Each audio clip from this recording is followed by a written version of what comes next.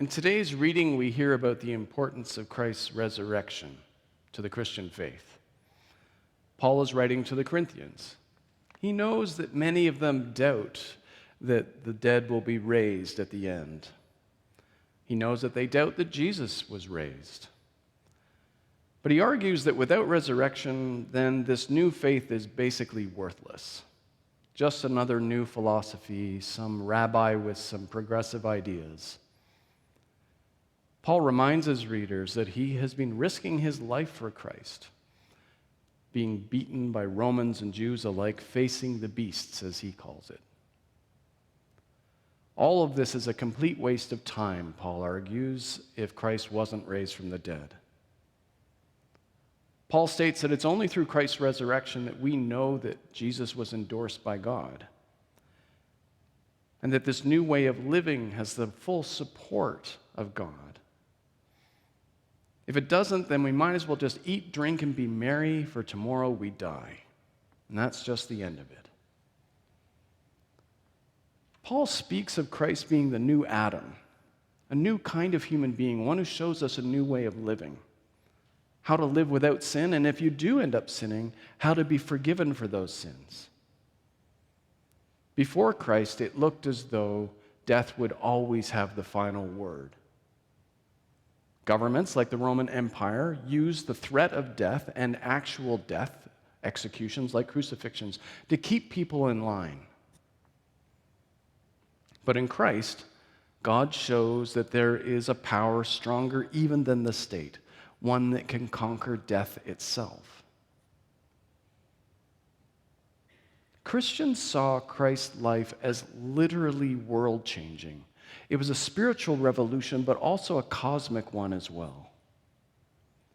One that would affect the fate of the entire earth, not just human beings. For this reason, they chose Sundays to be their day of worship, because that was the day on which Jesus was resurrected.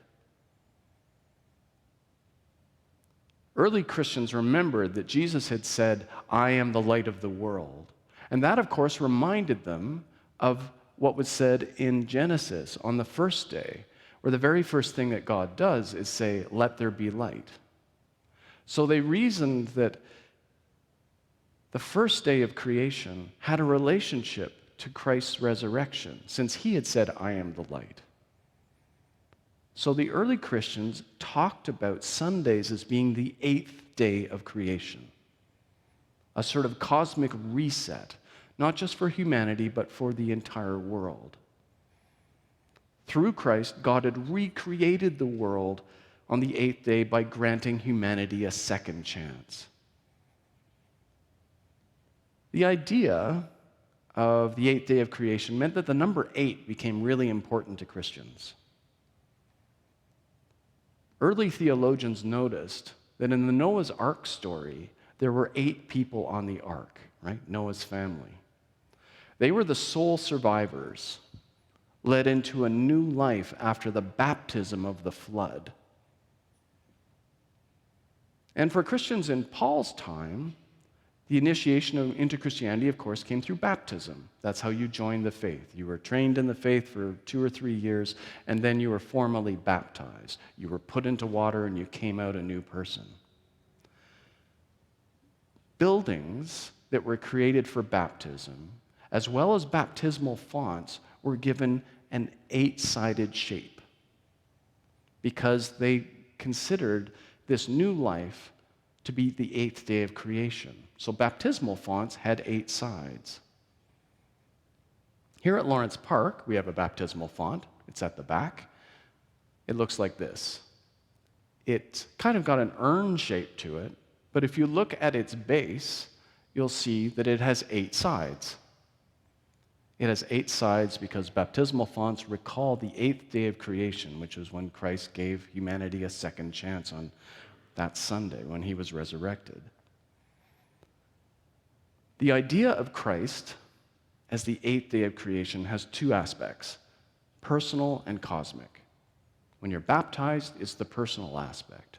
But there was also this idea, it was sketched out in the book of Revelation, that Christ would come back on clouds to perform a last judgment. And on that day, the world itself would be changed. The dead would rise from their graves. Jesus would judge the living and the dead according to what they had done in life. And there would be this massive battle between good and evil, where good would finally prevail and evil would be set aside. And all the nations and their rulers would finally bow to God. This too was considered the eighth day of creation, where a new heaven and a new earth would be created. So for Christians, when we meet on Sundays,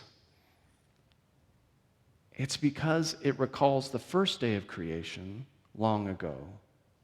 It recalls the day that Jesus was resurrected 2,000 years ago. And it also anticipates the day when heaven and earth itself will be changed at the end of time. Something we can barely wrap our heads around. Past, present, future, all at once on Sundays. That's why we meet on Sundays, because it's considered the eighth day of creation. That grand cosmic vision of Christianity has been inspiring, but also incredibly dangerous. In the early 300s, the Roman Emperor Constantine became a Christian after he famously saw a cross floating in the sky before a battle. He endorsed the Christian faith, it became legal, and he was the one who decided that Sundays should be a day off for the entire Roman Empire. And later, of course, it was the Roman Catholic Church that decided it was Christianity or nothing. This is where things got difficult. The cosmic vision of Christianity ended up being translated into this idea that no other faith was legitimate, so the Roman Catholic Empire went out and did everything it could do to convert people to Christianity. I don't have to tell you all of this story, you know it well. Christians have denounced other faiths, forced non-Christians to convert all over the world. Colonialism, evangelization, the Crusades, residential schools, sexual abuse scandals. The list of crimes is really, really long. The idea that our faith has a connection to the fate of the world has basically been weaponized, intoxicating, and incredibly destructive. And it's little wonder that more and more people think that maybe it'd be better if everybody just took a step back and stopped being religious. Maybe this religion thing has just gone too far and we should give it up now. Faith appears to breed arrogance and certainty, which leads to violence and oppression. Perhaps it would be better to just follow Enlightenment principles of reason and human rights. Let the churches and temples close, and if they can't close, then just let religion be a matter of personal conscience. But don't let it get anywhere near politics, for everyone's sake. That perspective makes sense on one level, but it looks like wishful thinking on another.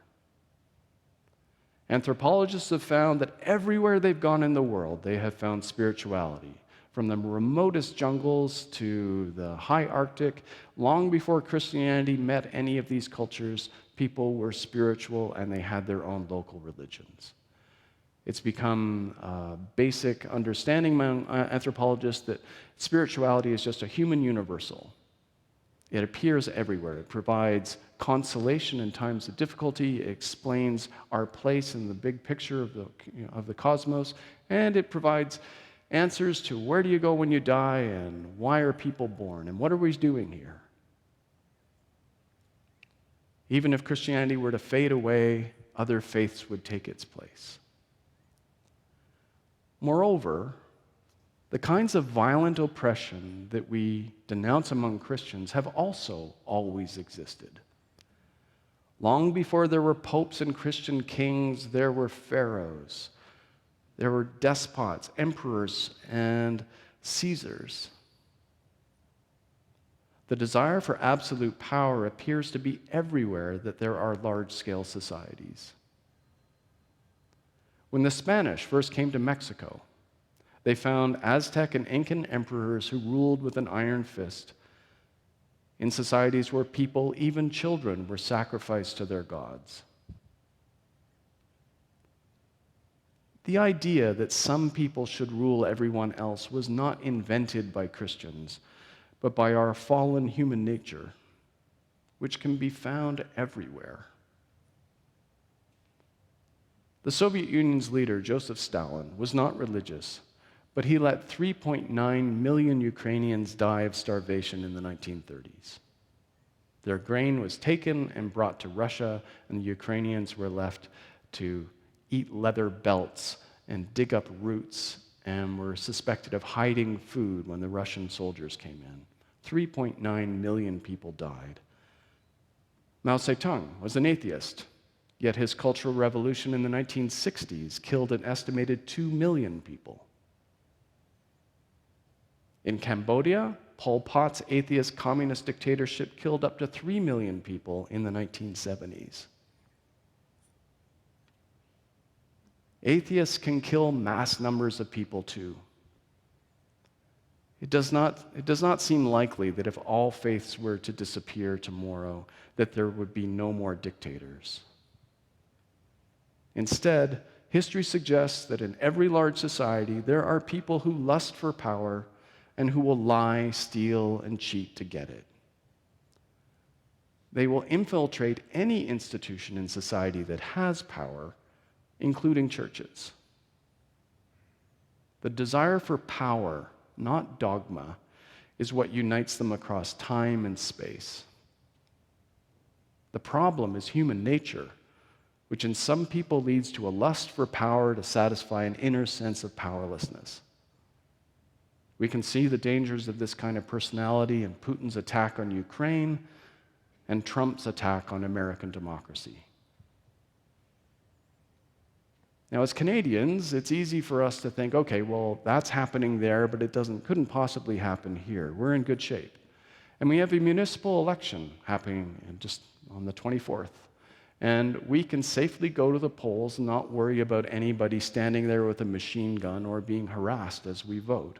And that's good. But the seeds of power mongering are at work in this election too.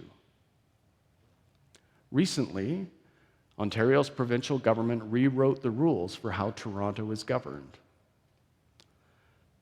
The so-called strong mayor legislation states that the mayor of Toronto can overrule votes by council on matters like the city budget and housing initiatives. This new power comes with a condition. If the mayor uses his veto, or her veto, it can only be used when the policy in question is something that the provincial government has set as a priority. So a provincial government, which currently was elected by suburban and rural voters, has created legislation which means that the city of Toronto has to abide by priorities from that government, which may be totally at variance with the priorities of the urban citizens of our city. The mayor is now in charge of drawing up the city budget. If it follows provincial priorities, the mayor can overrule city council to get it passed. The mayor now has the power to appoint department heads and can veto votes by city council. Many past mayors of Toronto have spoken out quite vocally, saying that this is an attack on local democracy. This is a real step backwards for us. Now, it's true that the mayor's vote can be overturned, like if the mayor vetoes a vote by council, if council can get 2/3 of itself together and vote again on the same bill, they can override the mayor's veto. But the fact is, the mayor now has so much power under this legislation, naming the heads of committees, that any city councilor who wants to go up against the mayor has to know that they are basically seriously compromising the amount of power they will have going forward.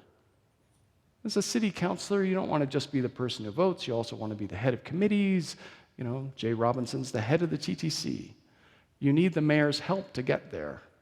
You need the mayor's support. If you go up against the mayor and overrule the mayor on a veto, you can expect that the mayor is not going to look kindly on you. The result is that city councilors that we elect on the 24th will be less powerful and less able to represent our interests at city council than they were the last time we elected them. And that means we as citizens have become less powerful too. Our democracy has been weakened, and there has not been a huge outcry about this. And this is exactly how democracies get undermined, one small bureaucratic step at a time. And it's happening all over the world. So what can we do to push back against this constant urge for power that weakens the rights of citizens? As Christians, we should remember why we meet on Sundays, this 8th day of creation. We gather to remember and celebrate the resurrection of Jesus. He was not a king or an emperor or a czar or a sultan. Instead, he was a poor rabbi who was crucified as an enemy of the state, surrounded by jeering soldiers. Our faith begins with a man who was killed by politics, not one who wanted to take over politics. The forces of history killed Jesus, but they did not have the last word. Christ's resurrection proved that there's a more powerful force beyond history. The Romans and all the rulers who have followed them have been certain that death has the final answer and that the good can be destroyed by killing good people.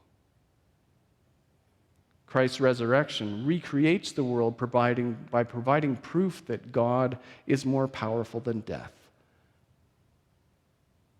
That God has a plan for human beings that will deliver us from this pessimistic view of the violent rulers.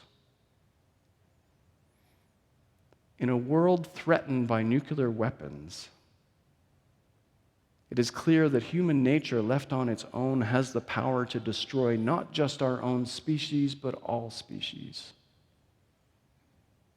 What we do as a species affects everybody and everything on this planet. That is not a cause for arrogance or pride. It's just a fact now. The dinosaurs couldn't blow up the planet, but we can. It makes sense that God would spend so much time trying to talk sense into humanity because of all the species. We are God's problem child. What we do and even how we feel will change the world for good or for ill. And that's why Christ's return on Easter Sunday was seen as an event not just for Christians, but not just for humanity, but for the entire world.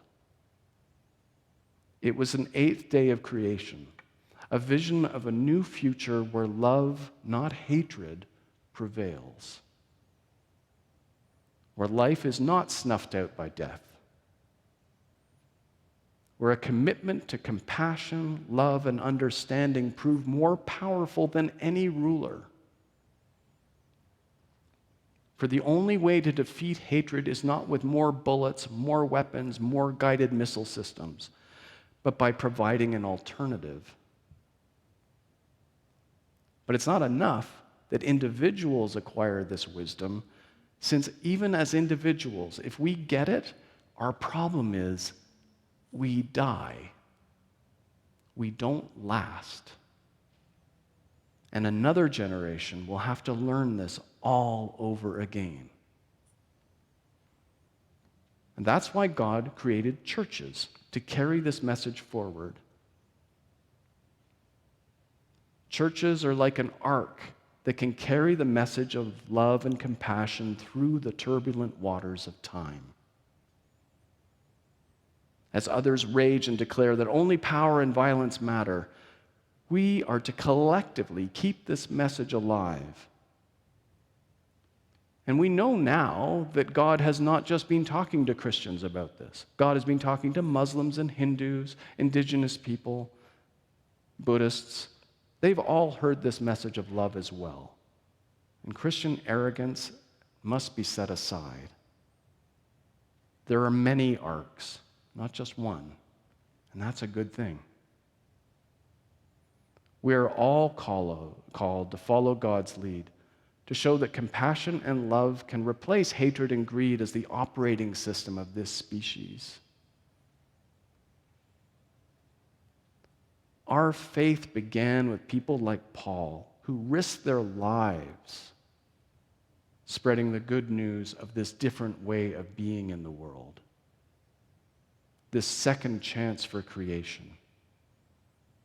It is our calling, all of our calling, to keep this hopeful, joyful message alive, one that sees human flourishing as the goal, where people of all kinds can live in peace and joy and safety.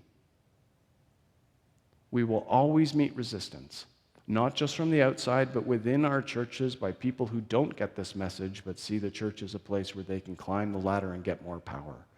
There's always serpents in this garden. That's just the way it is. So we have to be mindful.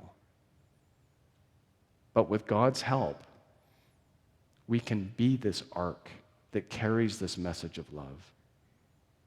We can prove that there's a better way by being that better way. Amen.